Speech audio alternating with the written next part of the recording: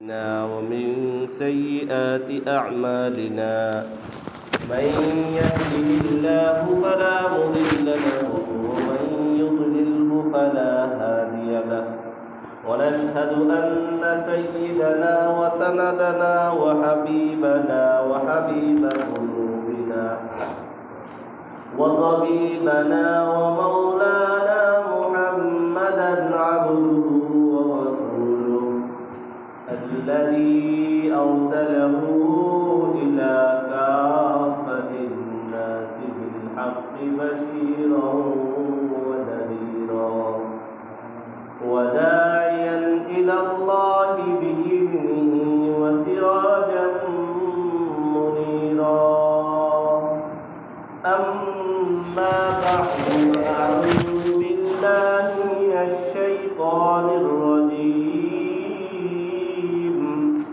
بسم الله الرحمن الرحيم إنا أنزلناه في ليلة القدر ليلة تنزل الملائكة والروح فيها بإذن ربهم من كل أمر وقال رسول الله صلى الله عليه وسلم تحروا ليلة القدر في العشر الأواخر من رمضان أو كما قال رسول الله صلى الله عليه وسلم صدق الله العلي العظيم وصدق رسوله النبي الكريم ونحن على ذلك لمن الشاهدين والشاكرين والحمد لله رب العالمين اللهم صل على سيدنا محمد وعلى آل سيدنا محمد كما صليت على سيدنا إبراهيم وعلى آل سيدنا إبراهيم إنك حميد مجيد اللهم بارك على سيدنا محمد وعلى آل سيدنا محمد كما باركت على سيدنا إبراهيم وعلى آل سيدنا إبراهيم إنك حميد مجيد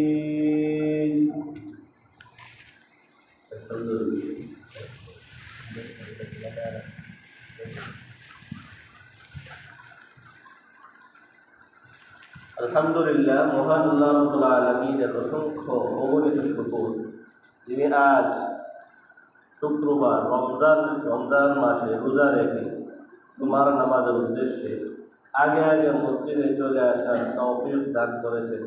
এই জন্য সকলে অন্তরে অন্তঃস্থল থেকে শুকর আদায় করি আলহামদুলিল্লাহ।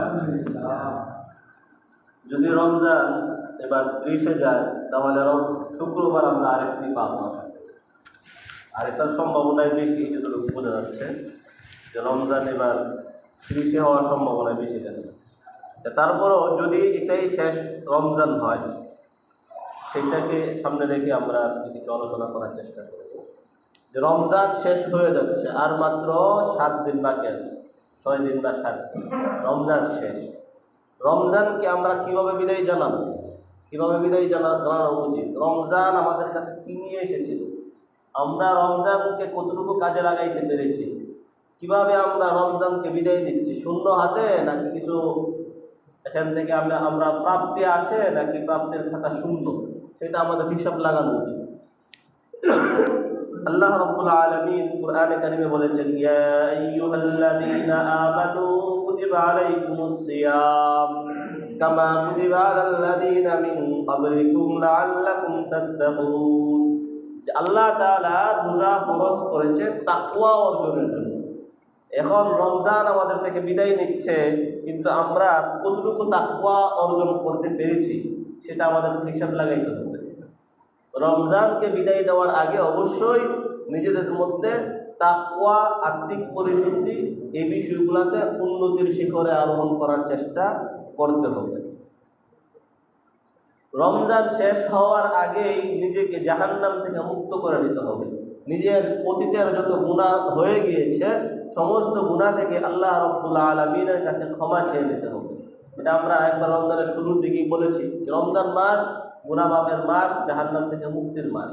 তো রমজানকে আমরা বিদায় দিব, বিদায় দেওয়ার আগে আমার এই প্রাপ্তিগুলো আমি পেয়েছি কিনা সেটা আমাকে হিসাব করতে হবে।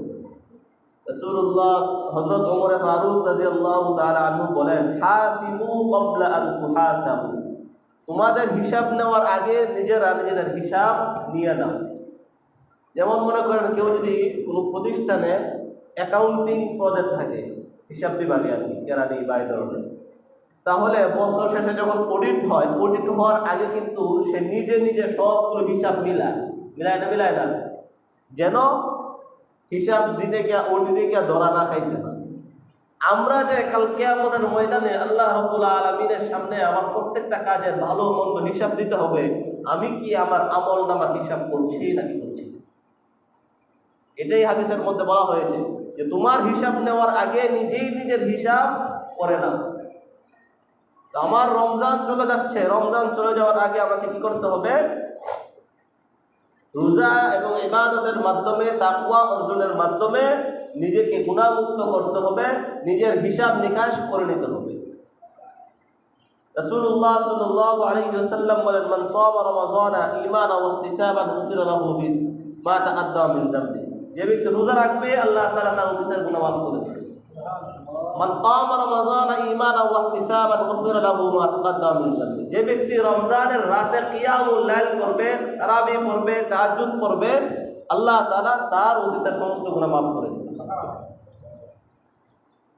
রাসূলুল্লাহ সাল্লাল্লাহু আলাইহি ওয়াসাল্লাম বলেন, একদিন বলতেছেন যে ওই ব্যক্তি ধ্বংস হোক মান যুকিরতু ইনদাহু ফালাম ইসাল্লি আলাইয়া, যার সামনে আমার আলোচনা হয়েছে কিন্তু আমার নাম উচ্চারণ করা হয়েছে কিন্তু সে দুরূদ পড়ে নাই, সে ধ্বংস।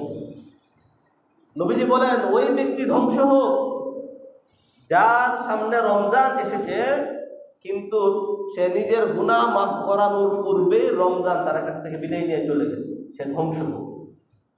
ওই ব্যক্তি ধ্বংস হোক যে তার বৃদ্ধ পিতা মাতাকে পেয়েছে কিন্তু বৃদ্ধ পিতা মাতা তার গুনাহ মাফের কারণ হতে পারে নাই, জাহান্নাম থেকে মুক্তির কারণ হতে পারে নাই, ওই ব্যক্তি ধ্বংস। তিন শ্রেণীর লোককে নবীজি বদদোয়া দিয়েছেন। এর মধ্যে আমাদের আলোচ্য বিষয় যেটা আছে যে রমজান আমাদের কাছে এসেছিল, এখন চলেও যাচ্ছে। আমরা চিন্তা করি যে নবীজির বদদোয়া আমার মধ্যে লাগতেছে কিনা, আমি কি নবীজির সেই বদদোয়া পাইতেছি নাকি দোয়া পাইতেছি। নবীজি বদদোয়া করেছেন যে ওই ব্যক্তি ধ্বংস যার সামনে রমজান এসেছে কিন্তু সে নিজের গুনাহ মাফ করিয়ে নিতে পারে না। সেই জন্য আমাদের এখনো হাতে আরো 7টি দিন বাকি আছে। আমরা নিজেদের আমলনামা নিয়ে বসি যে আমি আমার অতীতের সমস্ত গুনাহ থেকে আমি মাফ করিয়ে নিতে পেরেছি কি পেরেছি না। যেগুলো হকগুল্লাহ, আল্লাহর হক আছে, সেগুলো আমি চিন্তা করি, সেগুলো আদায় করার চেষ্টা করি। কাজা নামাজগুলো আদায় করার চেষ্টা করি। কাজা রোজা থাকলে তো সেটা পরে আদায় করতে হবে। মানুষের হক যদি আপনার কাছে থাকে সেটা আমি আদায় করি। সালাতুল তওবার নিয়তে আমি 2 রাকাত নামাজ পড়ে সিজদায় পড়ে আল্লাহর কাছে কান্নাকাটি করে নিজেকে মাফ করিয়ে নিই। রমজানের শেষ দশক চলতেছে। এই শেষ দশকের আরেকটা গুরুত্বপূর্ণ বিষয় হচ্ছে লাইলাতুল কদর। এর আগে গত 2 জুমাতে আপনারা লাইলাতুল কদর সম্পর্কে শুনেছেন কিছু কথাবার্তা। রাসূলুল্লাহ সাল্লাল্লাহু আলাইহি ওয়াসাল্লাম বলেন, তাহাররাউ লাইলাতুল কদরি ফিল আশরিল আওয়াখির মিন রমাযান, রমজানের শেষ দশকে তোমরা লাইলাতুল কদর তালাশ করো। লাইলাতুল কদর কি? আল্লাহ রাব্বুল আলামিন কোরআনের মধ্যে বলেন, লাইলাতুল কদরি খায়রুম মিন আলফি শাহর। আপনি ওই এক রাত্র ইবাদত করে 1000 রাত্রির ইবাদতের সমপরিমাণ সওয়াব আল্লাহ তাআলা আপনাকে দান করবেন। এটা হলো লাইলাতুল কদর, যে এক রাত্রের ইবাদত 1000 রাতের ইবাদতের সমপরিমাণ। আগের জামানার উম্মতেরা হাজার হাজার বছর হায়াত পাইতো, 1000 বছর পাইতো, এরকম তো বহু ঘটনা আছে। 500 বছর, 1000 বছর ইবাদত করে। তো নবীজির কাছে সাহাবায়ে কেরাম আফসোস করে যে আগের জামানার উম্মতরা কত বেশি বেশি ইবাদত করছে, লম্বা হায়াত পাইছে, লম্বা ইবাদত করছে, আমরা তো হায়াত ছোট, ইবাদত কম। আল্লাহ তাআলা উম্মতকে নিয়ামত দান করছে যে প্রত্যেক বছর যদি লাইলাতুল কদরে বান্দা পায় আর সেই রাত্রটা ইবাদত করে, তাহলে একজন মানুষ যদি 60 বছর হায়াত পায়, 60টা লাইলাতুল কদর হইলে 1000 মাস, 1000 মাস করে নাকি, তো 60,000 মাসের ইবাদতের সমপরিমাণ। কি বিশাল নেকির পাল্লা আমাদের বাড়ি হচ্ছে। রাসূলুল্লাহ সাল্লাল্লাহু আলাইহি ওয়াসাল্লাম এই লাইলাতুল কদরকে অনুসন্ধান করতে গিয়ে, যখন লাইলাতুল কদর প্রথম আসলো, নবীজি রমজানের শুরুর প্রথম 10 দিনে ইতিকাফ করছে। প্রথম 10 দিনে লাইলাতুল কদর নাই, মাঝের 10 দিনে ইতিকাফ করছে। আল্লাহ তাআলা বলছে যে তুমি শেষ দশকে তালাশ করো। তো নবীজি শেষ দশকে ইতিকাফ করছেন, উম্মতকে বলে দিয়েছেন যে লাইলাতুল কদর আমি পুরো রমজানে ইতিকাফ করে শেষ দশকে পাইছি, তোমরা শেষ দশকে লাইলাতুল কদর খুঁজো। তো নবীজি জীবনের কোনো সময় ইতিকাফ করিতে করেন নাই, একবার ইতিকাফ করতে পারেন নাই, এটাও কাজা করেছেন। এই জন্য লাইলাতুল কদর যদি আমি পেতে চাই, তাহলে ইতিকাফ আমার জন্য জরুরি। ইতিকাফ যদি আমি করি, তাহলে 24টা ঘন্টা আমার ইবাদতের ভিতর দিয়ে যাবে, তখন লাইলাতুল কদরও আমার ইবাদতের ভিতর দিয়ে যাবে। রাসূলুল্লাহ সাল্লাল্লাহু আলাইহি ওয়াসাল্লাম বলেন, মান কামা লাইলাতুল কদরি ঈমানান ওয়া ইহতিসাবান গুফিরা লাহু মা তাকাদ্দামা মিন যামবি। যে ব্যক্তি আল্লাহ তাআলার প্রতি বিশ্বাস রেখে সওয়াবের প্রত্যাশায় লাইলাতুল কদরে কি করবে, ইবাদত করবে, নামাজ পড়ে কাটাবে, আল্লাহ তাআলা তার অতীতের সমস্ত গুনাহ মাফ করে দিবেন। মানে 1000 বছর মাসের সব ছাড়াও এটা অতিরিক্ত সব। রাসূলুল্লাহ সাল্লাল্লাহু আলাইহি ওয়াসাল্লাম আরো বলেন, ইন্না হাযা শাহরা ক্বাদ হাযারাকুম, এই যে মাসটা তোমাদের কাছে এসেছে, ওয়া ফীহি লাইলাতুন খায়রুম মিন আলফি শাহর, এখানে একটা রাত্র রয়েছে যে রাত্রটা 1000 মাস থেকেও অনেক উত্তম। মান হুরিমাহা ফাকাদ হুরিমাল খায়রা কুল্লাহ, যেই ব্যক্তি এই রাতের বরকত থেকে বঞ্চিত হবে, এই রাতটা যার ভাগ্যের জুটবে না, এই রাত যে অন্যায় করে গুনাহ করে ইবাদত থেকে বঞ্চিত হয়ে কাটাবে, সে সর্বপ্রকার কল্যাণ থেকে বঞ্চিত হবে। ওয়ালা ইয়াহরুমু খায়রাহা ইল্লা মাহরুম, আর লাইলাতুল কদরের বরকত থেকে, কল্যাণ থেকে একমাত্র সেই বঞ্চিত হতে পারে যে আল্লাহ তাআলার খাতায় বঞ্চিত। অর্থাৎ একমাত্র হতভাগা দুর্ভাগ্য ব্যতীত এই রাত্রের বরকত থেকে, কল্যাণ থেকে কেউ বঞ্চিত হতে পারে না। তাই আমাদেরকে চেষ্টা করতে হবে। আমরা জানি না লাইলাতুল কদর কি গত 2 দিনে চলে গেছে নাকি সামনের 7 দিনে আছে। আমরা আল্লাহর কাছে দোয়া করি যেন সামনের 7 দিনে থাকি আমরা পায় নাই। আমরা আজকে থেকে বাকি 7 দিন চেষ্টা করি যেন আল্লাহ তাআলা আমাদেরকে লাইলাতুল কদর পাইয়ে দেন। লাইলাতুল কদরে কিছু আলামত আছে, এর মধ্যে রাসূল করিম সাল্লাল্লাহু আলাইহি ওয়াসাল্লাম বলেছেন, হাদিসের মধ্যে আছে, উলামায়ে কেরাম বলেছেন যে ওই রাত্রটা একটা তেমন তীব্র গরমও থাকবে না, এসিতে থাকলে যেরকম আরাম লাগে নাতিশীতোষ্ণ, এরকম বেশি গরমও থাকবে না, বেশি ঠান্ডা থাকবে না, হালকা মেঘাচ্ছন্ন আবহাওয়া থাকতে পারে। আমাদের শায়েখের এক খলিফা উনি বলেছেন যে রাত্রেবেলা যত অন্ধকারই থাকো, রাত্রেবেলা বের হলে আশপাশে দূরে তাকাইলে মনে হবে যে দূরে মনে হয় আলো আছে। যেমন মনে করেন দুইকে যদি বড় আলো থাকে, এখান থেকে তাইলে মনে হতো না যে ওখানে আকাশটা আলোকিত হয়ে আছে। তো লাইলাতুল কদরে রাতের আকাশে তাকাইলে তারা ছাড়াও দূরে লক্ষ্য করলে মনে হবে যে ওখানে মনে হয় কি হচ্ছে, আলো জ্বলতেছে, এরকম একটা দৃশ্য দেখা যেতে পারে। এখন তো মেঘাচ্ছন্ন আবহাওয়া তো চলতেছে বেশ কয়েকদিন যাবতেই, জানি না আমরা কোন দিন লাইলাতুল কদর চলে যায়। আমরা লাইলাতুল কদরটা অন্বেষণ করার চেষ্টা করি। আল্লাহ তাআলা আমাদেরকে তৌফিক দান করুন। রোজাদারের জন্য রমজানের আরেকটা গুরুত্বপূর্ণ ইবাদত হচ্ছে সাদাকাতুল ফিতর। রাসূলুল্লাহ সাল্লাল্লাহু আলাইহি ওয়াসাল্লাম সাদাকাতুল ফিতরটা উম্মতের উপর অপরিহার্য করে গিয়েছেন। এর 2টা হিকমত, একটা হলো তুহরাতান লিস-সাইমি, রমজান মাসে আমাদের কি হয়ে যায়, অন্যায় কথাবার্তা বলা নিষেধ, জবানকে বন্ধ রাখতে হয়, কিন্তু আমাদের জবান সংযত থাকে না। এই যে আমাদের জবান লাগামহীন হয়ে যায়, রোজাটা ত্রুটিপূর্ণ হয়ে যায়, অনেক অসম্পূর্ণতা চলে আসে, এগুলার কাফারা, এগুলাকে পবিত্র করে, এই সমস্ত অসম্পূর্ণ থেকে রোজাটাকে পবিত্র করে। এটা হলো ফিতরার, সাদাকাতুল ফিতরের একটা হিকমত। আরেকটা হিকমত হলো ঈদের মধ্যে আমরা আনন্দ করব, খাওয়া দাওয়া করব, যারা হত দরিদ্র আছে তারা আনন্দ থেকে বঞ্চিত হবে, এই জন্য তারাও যেন আমাদের আনন্দে অংশগ্রহণ করতে পারে। এই জন্য যারা সমর্থবান সচ্ছল তারাও গরিবদেরকে কি করবে, এই সাদাকাতুল ফিতরটা দিবে, আনন্দটা ভাগাভাগি করার। তো সাদাকাতুল ফিতর যাকাতের যে নেশাব আমরা জানি, যাকাতের নেশাব কি একজনের মালিকানা নিজের জরুরি প্রয়োজন ছাড়া বর্তমানে 2 লাখ টাকা বা বেশি, অর্থাৎ 52.5 তোলা রূপার সমমূল্যের সম্পদ যদি থাকে, তো যাকাত আর সাদাকাতুল ফিতরের মধ্যে একটু পার্থক্য। যাকাতের মধ্যে 1 বছরের বেশি হইতে হয়, কি হইতে হয়, অন্ততপক্ষে 1 বছর এটা আপনার মালিকানায় থাকতে হয়। তারপরে প্রয়োজনের অতিরিক্ত অর্থাৎ ব্যবসায়িক সম্পদ হইতে হবে, স্বর্ণ রূপা বা মালের নামে এটা শরীয়তের পরিভাষায় বলে, ওই ধরনের সম্পদ হইতে হবে। কিন্তু সাদাকাতুল ফিতরের ক্ষেত্রে ঈদের দিন সকালে আপনার মালিকানায় যে জিনিসগুলো আছে, মনে করেন আপনার ঘরে ডেক লাগে 5টা, কারণ ডেক আছে 10টা, তো সাদাকাতুল ফিতরের ক্ষেত্রে 5টা ডেক ছাড়া অতিরিক্ত যে 5টা ডেক আছে, আপনার জমি 1 কাঠা জমি হলে আপনার দাম কিরম লাগে না, কিন্তু আপনার জমি আছে 5 কাঠা, বাকি অতিরিক্ত 4 কাঠা সবগুলাই সাদাকাতুল ফিতরের মধ্যে কি হবে, যোগ হবে।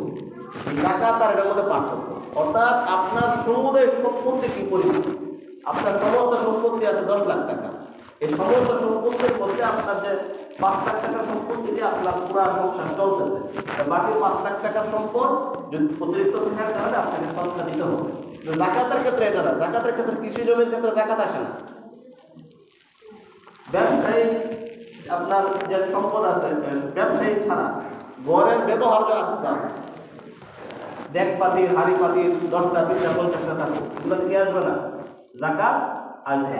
কিন্তু সাদাকাতুল ফিতরের ক্ষেত্রে এইগুলো হিসাব হবে, এই সমস্ত জরুরি ব্যবহার যে আছে ছাড়া, মানে হলো এই জিনিসগুলো আপনার সবসময় ব্যবহার করতে হয়, এগুলো ছাড়া অতিরিক্ত যেগুলো আছে এগুলো সবগুলো হিসাব করে যদি আপনার যাকাতের নেশাব পরিমাণ হয় তাহলে কি করতে হবে, যাকাত দিতে হবে, কি সদকা দিতে হবে। এই জন্যই দেখা যায় যে আমাদের অনেকের উপর যাকাত ফরজ হয় না, আমরা যাকাত দিই না, কিন্তু সদকা দিতে হবে, কি করতে হয়। তো যেই ব্যক্তি ঘরের অভিভাবক, সদকা ওয়াজিব হয়েছে, ওই ব্যক্তির জন্য তার অধীনস্থ যারা আছে তাদের সকলের যাকাত সদকা দিতে হবে। যে ছেলেটা ঈদের দিন সকালে জন্মগ্রহণ করছে তার সদকা কি করতে হবে, দিতে হবে। তো সাদাকাতুল ফিতরটা ঈদুল ফিতরের আগেই দিয়ে দিতে হবে, যে একদিন আগেও দেওয়া যায়। হযরত ওমর ইবনে আব্দুল্লাহ ইবনে ওমর রাদিয়াল্লাহু তাআলা আনহু বলেন, আমারানা রাসূলুল্লাহ সাল্লাল্লাহু আলাইহি ওয়াসাল্লাম বিইখরাজ যাকাতুল ফিতর ক্বাবলা সালাত ওয়া কানা ইবনে ওমর ইউতিহা বিয়াউমিন আও ইয়াওমাইন। হযরত ইবনে ওমর বলেন, নবীজি আমাদেরকে নামাজের আগে, ঈদের নামাজের আগেই সাদাকাতুল ফিতর আদায় করে দেওয়ার নির্দেশ দিয়েছেন। আর ইবনে ওমর নিজেও ঈদের 1-2 দিন আগে দিয়ে দিতেন, আগে আগে দিয়ে দিতে ভালো, আমি একজন গরিবকে টাকা দেবো, তো সেই জন্য এটা দিয়ে কিছু করতে পারে। মানে ঈদের দিন সকালে দিলে তো সে একটা মুরগি কিনতে পারবে না, আগের দিন দিলে হয়তো একটা মুরগি টুরগি সে কিনতে পারবে।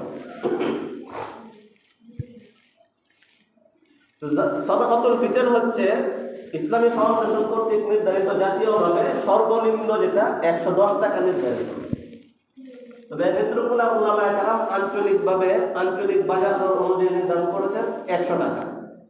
আমরা 100 টাকা দিলেও সাদাকাতুল ফিতর আদায় হয়ে যাবে। আর যদি ইসলামী ফাউন্ডেশনটা অনুসরণ করতে চাই তাহলে 110 টাকা সর্বনিম্নটা। তো রমজানের শেষ রজনী, ঈদের রাত্রে আর কি, 29শে রমজান অথবা 30শে রমজান, 29শে রমজান আমরা চাঁদ দেখার চেষ্টা করব। এটা একটা আমল, চাঁদ দেখার সুন্নত। আমরা সম্মিলিতভাবে এটা ঈদের আনন্দের অংশ, সবাই মিলে চাঁদ দেখার চেষ্টা করবো। খোলা ময়দানে যেখানে চাঁদ দেখা সম্ভব এরকম স্থানে গিয়ে চাঁদ দেখার চেষ্টা করবো। আর হলো ওই রাত্রটা একটা বিশেষ রজনী, ঈদের রাত্রটা, ঈদের আগের রাত্র, এটা একটা বিশেষ রাত। রাসূলুল্লাহ সাল্লাল্লাহু আলাইহি ওয়াসাল্লাম বলেন, তুগফারু লিল উম্মতি ফি আখিরি লাইলাতিন মিন রমাযান, রমজানের শেষ রাতে উম্মতকে আল্লাহ তাআলা মাফ করে দেন। তো সাহাবায়ে কেরাম জিজ্ঞাসা করলেন, এটা কি লাইলাতুল কদর নাকি ওই রাতে স্পেশাল ফজিলত বলতে? রাসূলুল্লাহ সাল্লাল্লাহু আলাইহি ওয়াসাল্লাম বলেন, লা ওয়ালাকিন্নাল আমিলা ইযা আমিলা আমালাহু ওয়ুফিয়া আজরুহু। অর্থাৎ একজন শ্রমিক যখন কাজ করে, শ্রম শেষ করে, তখন সে তার পারিশ্রমিক পায়। তো একজন বান্দা পুরা রমজান রোজা রেখেছে, আল্লাহর হুকুম পালন করেছে, রমজান শেষ, এখন আল্লাহ তাআলা তাকে কি করবেন?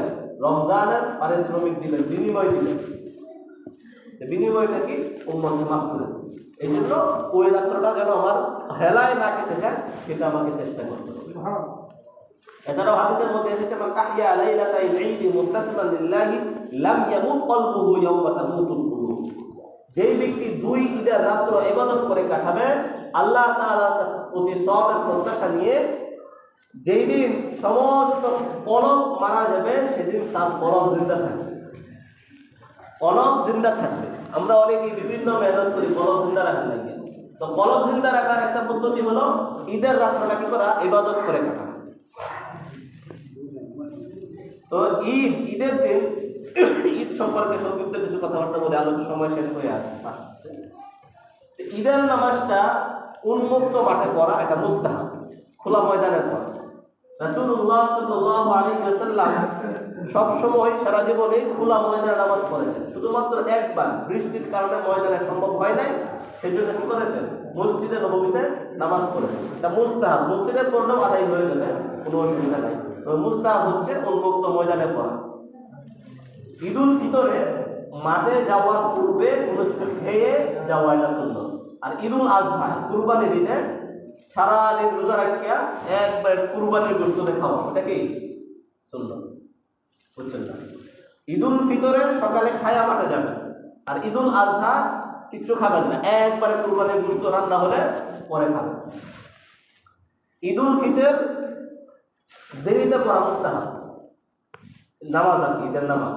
আর কুরবানি ঈদের নামাজ দ্রুত পড়া কি মুস্তাহাব, তাড়াতাড়ি পড়ে আবার কুরবানি দিতে হবে। রাসূলুল্লাহ সাল্লাল্লাহু আলাইহি ওয়াসাল্লাম ঈদের মাঠে যাওয়ার আগে ঈদুল ফিতরে খেজুর, দুইটা তিনটা খেজুর খেয়ে তারপর মাঠে যেতেন। এটাও একটা মুস্তাহাব আমল। যদি পরে খেজুর থাকে, তাহলে মাঠে যাওয়ার আগে দুইটা তিনটা খেজুর, বেজুর সংখ্যা খেজুর, নবীজি বেজুর সংখ্যা খেজুর খেতেন। হাদিসে আছে নবীজি বেজুর সংখ্যা খেজুর খেতেন। তো যদি পরে খেজুর থাকে, তাহলে মাঠে যাওয়ার আগে দুইটা তিনটা খেজুর খেয়ে তারপরে যাবেন। ঘর থেকে বের হওয়ার পর থেকে তাকবীর বলতে বলতে মসজিদে যান, আল্লাহু আকবার, আল্লাহু আকবার, লা ইলাহা ইল্লাল্লাহ, আল্লাহু আকবার, আল্লাহু আকবার, ওয়া লিল্লাহিল হামদ। মসজিদে বলতেছি, মানে ঈদের নামাজ পড়তে যাব না, তো আমরা তাকবীর বলতে বলতে ঈদের নামাজে যাব। এক পথে যাব আর এক পথে আসবো, এটা মুস্তাহাব। যদি পথ একটাই হয়, তাহলে এক ডান পাশে যাব, আবার এক ডান পাশে আসবো, তাহলেও এটা ইয়ে হবে। ঈদের দিন পরস্পর একে অপরকে সালাম দেওয়া, খুশ গল্প করা, ভালো মন্দ জিজ্ঞাসা করা, স্বাগত জানানো, ঈদ মুবারক, ঈদুল সাঈদুন আলাইনা ওয়া আলাইকুম, এই ধরনের স্বাগত জানানো, সম্ভাষণ জানানো, এটা একটা মুস্তাহাব আমল, ঈদের আনন্দের অংশ। ঈদের নামাজের আগে পরে কোনো নফল নামাজ নেই। ঈদের নামাজের আগে পরে কিনা কোনো নফল নামাজ নেই। ঈদের দিন বাচ্চারা আনন্দ করবে, দৌড়াদৌড়ি করবে, বাচ্চাদেরকে সুযোগটা দিতে হবে। হযরত আয়েশা রাদিয়াল্লাহু তাআলা আনহা বলেন যে ঈদের দিন আমার ঘরে আনসার কিছু মেয়ে এসে কবিতা বলেছে, শুনবে শুনবে। হ্যাঁ, আজকে বিষয় মনে রাখতে হবে, বিভিন্ন ধরনের কবিতা, গান, এগুলো মসজিদের কোনো কিছু যেন না থাকে, ওটা থাকবে। তো হযরত আবু বকর রাদিয়াল্লাহু তাআলা আনহু আয়েশা বলতেছে যে কি ব্যাপার, নবীজির ঘরে এই ধরনের অন্যায় কার্যক্রম চলতেছে। তো নবীজি বললেন, ইন্না লিকুল্লি ইয়াউমিন ঈদুন ওয়া হাযা ঈদুনা। প্রত্যেকটি জাতির ঈদ আছে, আর এটা আমাদের ঈদ। বাচ্চারা আনন্দ করতেছে, আনন্দ করতে পারে। ঈদের দিন ঈদের নামাজের আগে গোসল করা, এটা মুস্তাহাব। উত্তম পোশাক পরিধান করা, সুগন্ধি ব্যবহার করা, পায়ে হেঁটে মসজিদে যাওয়া, পায়ে হেঁটে নামাজ পড়তে যাওয়া, এটা মুস্তাহাব। তবে দূরে যদি হয়, হাঁটা কষ্ট হয়, গাড়িতে যাওয়ার সুযোগ আছে, তবে হেঁটে যাওয়া এটা মুস্তাহাব।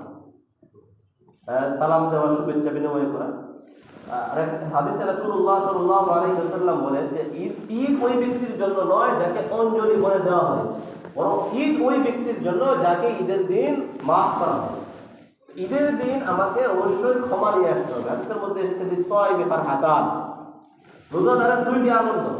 একটি আনন্দ হচ্ছে ঈদের দিন, আর একটি আনন্দ হচ্ছে আল্লাহ তাআলার সাথে সাক্ষাতের দিন। আমি আনন্দটা করব অবশ্যই আল্লাহ তাআলার সাথে যেন সাক্ষাৎ করতে পারি, আনন্দ নিয়ে সেভাবে আল্লাহ তাআলা ঈদের রাত্রে সবাই মাফ করে দিবে। ঈদের দিন আল্লাহ তাআলা প্রতিদান ঘোষণা করবে, সেই প্রতিদান যেন আমার ভাগ্যে আসে সেই চেষ্টা আমাকে করতে হবে। ঈদের দিন অনেকে সাহায্য করে বিভিন্ন অন্যায় অশ্লীল কার্যক্রমে জড়ায়, ঢোল তবলা বাজায়, বাজারা বাজায়, বক্স বাজায়, এগুলা বেশি। যদি বাজাইতেই হয় সঙ্গীত, কবিতা, ইসলামী সঙ্গীত, গজল, এগুলোর কিন্তু শর্ত সারা আছে। কোনো ধরনের অন্যায় কথাবার্তা থাকতে পারবে না, কোনো ধরনের মিউজিক থাকতে পারবে না, কোনো ধরনের মেয়ে গাইতে পারবে না। এই ধরনের শর্তগুলো মেনে যদি গজল বাজানো হয় এটা অসুবিধা নেই। আর আয়েশা রাদিয়াল্লাহু আনহা যে হাদিসটা আমরা শুনলাম, বাচ্চারা, এটা ছোট ছোট বাচ্চারা গাইতেছে, বড় মেয়ে না। আল্লাহ তাআলা আমাদেরকে তৌফিক দান করুন। রমজানকে সুন্দরভাবে যেন আমরা আমলের মাধ্যমে, তাকওয়া অর্জনের মাধ্যমে বিদায় দিতে পারি, সেই তৌফিক দান করুন। ঈদের দিন আল্লাহ তাআলার পক্ষ থেকে যে পুরস্কারের ঘোষণা রয়েছে রোজাদারের জন্য, সেই পুরস্কার আমরা পাই, আমাদেরকে সেই তৌফিক দান করুন। আমিন। ওয়া আখিরু দাওয়ানা আলহামদুলিল্লাহি রাব্বিল আলামিন।